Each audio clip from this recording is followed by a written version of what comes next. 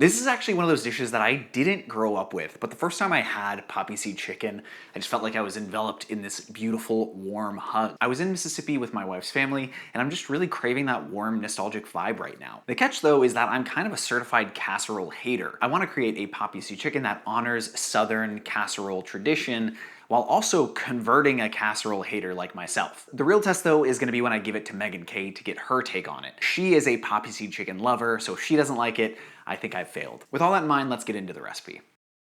First thing I want to do to upgrade this poppyseed chicken is in the way that I poach the chicken itself. What I want to do is create a pretty well-seasoned liquid to poach the chicken in.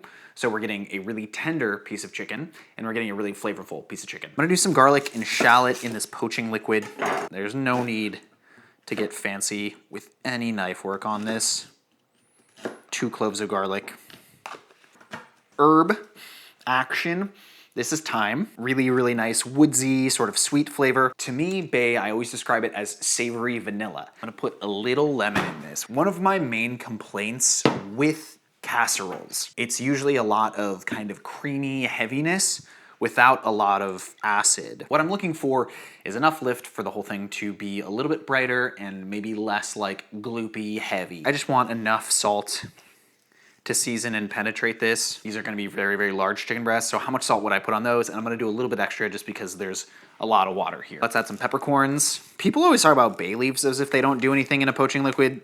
I don't know if peppercorns do anything. I still add them. Let's be honest though, I have no idea if they do anything. I'm gonna get it on the stove and get it up to temperature. That looks nice, temperature-wise. You can see it's not simmering, it's not boiling. Just gonna drop in these massive chicken breasts. These two are like 1 pound of chicken together, which will be enough for this casserole. Probably like 10, 15, 20 minutes. I'll probably temp it at 10, see where we're at 15, and then if it's not done by then, we'll keep going. I'm gonna do something I don't always do, which is actually temp the chicken.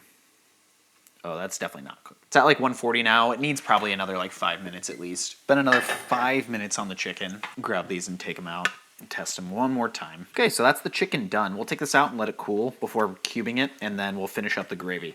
Step 2 is in the main cooking sort of apparatus. Usually like a cream of chicken or a cream of mushroom soup is kind of the liquid itself that these casseroles are suspended in. There's really nothing wrong with that at all. They're, you know, affordable. They've got a lot of flavor in them. But again, going back to what I was saying earlier, is I think they can fall pretty flat. Essentially, yes, we're gonna do a flavorful poaching liquid for the chicken, but we're also gonna do our own sort of homemade cream of chicken. I think I'm nervous that that's also gonna make this not taste nostalgic, if that makes sense. Because it's me, I am gonna add, you know, 1 clove of crushed garlic. Start with a couple tablespoons of butter. This is kind of a classic way of making a seasoned gravy or sauce, which is, you know, cooking the onions and carrots and celery, whatever else you have, in some fat, and then adding flour to make a roux. It's essentially what we're gonna be doing here. I kind of just want them translucent.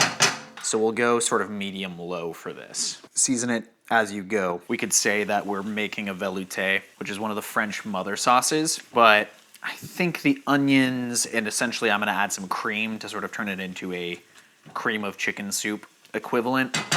I think that kind of breaks the velouté tradition, but when have I ever been about keeping tradition, you know? There's not a lot of browning yet. They're softened, translucent, they smell really nice and sweet and buttery. Now we can add our flour and make our roux. Talked about them a lot on this channel, but roux are just a combination of flour and fat. It's a thickening and seasoning agent for sauces. If you're making a velouté like we are, you don't take it far at all. You want it pretty thick. Darker the flour gets, the less thickening power it has. Has more flavor, but less thickening power. Turn the heat down and add our stock in stages. So you can't do this all at once. You'll see in a second, this is gonna turn into essentially mashed potatoes. So you want to make sure at this stage there aren't lumps. Mix it again. Once you get to about this stage and everything's mixed in, you can usually add more. The nice thing is we are gonna strain this so we don't have chunks of onion. That was probably 400 mils or so of chicken stock. We're gonna bring that up to a boil for flour to really hydrate and kind of like expand and grab onto the liquid and make it nice and beautiful texture. It needs to boil. Also gonna add probably like half a pack of gelatin. Let that hydrate as well. The gelatin is sort of to match the aggressively like You know when you get a can of condensed soup and you slurp it out of the can and it comes out in like a really thick texture? I think the gelatin's gonna help with that. I'm gonna add some thyme to season it, bay leaf. I'll season it with pepper now, and we'll adjust the seasoning in the end. Let those herbs infuse and flavor it, and let the flour sort of cook out and do its job, and everything's nice and harmonious before we take it off the heat. So on a spoon, that looks, you know, something like that, where you can run your finger through it and it totally stays.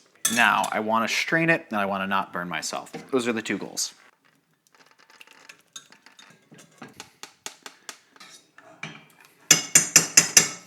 What I want to do is taste it for seasoning.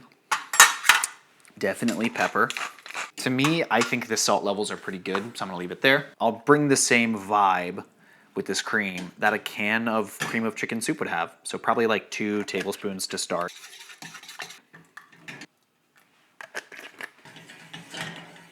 It's ready to coat our chicken perfectly and thicken up and form a delicious glossy sauce in the oven.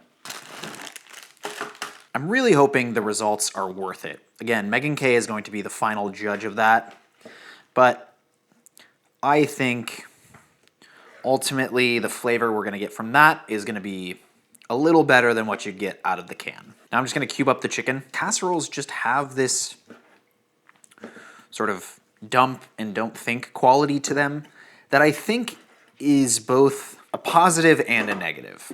Like, casseroles exist for a really, really specific reason, right? Like, they're a good way to use up food. They're pretty easy to make, easy to get food on the table for a lot of people. And that is really good. Like, there's a lot of, you know, Midwest and Southern recipes that are all based around making sure there's enough food for people and taking care of them. And I think that's really, really beautiful. Honestly, I've just had some bad casseroles in my life, and I'm sure you have too. I think of like tuna casserole, that is one of my dad's favorites, just absolutely not for me. I'm very, very curious what some of your terrible experiences with casseroles are, because I know you've probably got some. I prefer shreds, but I asked Megan Kay and she prefers cubes, so cubes it is. To the chicken, we need sour cream. What I think is about 6 ounces of sour cream. Close to an equivalent of our soup. Poppy seeds go in the mix. I feel like I've seen just on top sometimes. I'm gonna add it to the mix. Maybe 1 pinch more salt to account for the sour cream. It's exactly kind of what you envision a casserole to look like on the inside. And a bunch of Ritz crackers. And then some melted butter. Ritz are pretty like buttery on their own. I don't know when the last time you've eaten a Ritz cracker is, but it is delicious. So let's do, you know, maybe 3 tablespoons of butter for the whole topping. You can just get that melted, pretty easy. Funny thing about trying to trace an origin on a certain, specifically casserole, is it's really, really hard, because there are so many local, like, church cookbooks and neighborhood cookbooks, and they all kind of cover the same